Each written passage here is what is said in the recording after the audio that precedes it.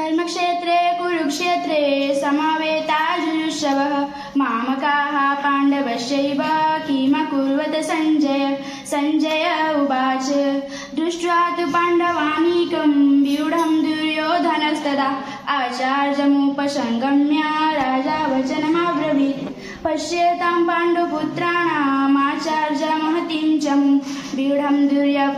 व्यूढं द्रुपदपुत्रेण तव शिष्येण धीमता अत्र शूरा महेश्वशा भीमार्जुनः समायुधि युयुधानो विराटस्य द्रुपदस्य महारथः पुरजित् कुन्तिभोजस्य द्रुपदस्य नरपुङ्गवः युधामन्युश्च विक्रान्त उत्तमौजाश्च वीर्यवान् सौभद्रद्रुपदेयश्च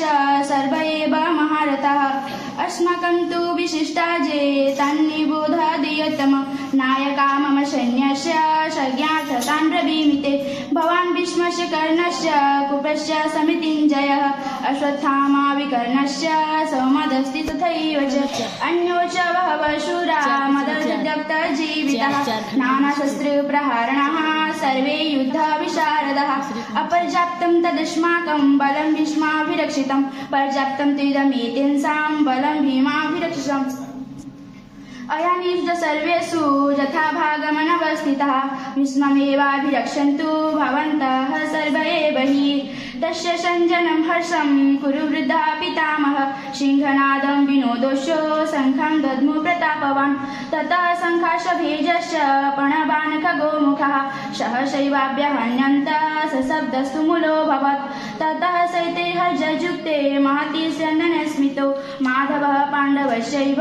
दिव्यो सङ्ख्यो प्रदुत्मतुः पाञ्चजन्यं हृषिकेशो देवदत्तं धनञ्जयः पौण्ड्रं दद्मो महाशङ्खः भीमकर्मावृकोदरः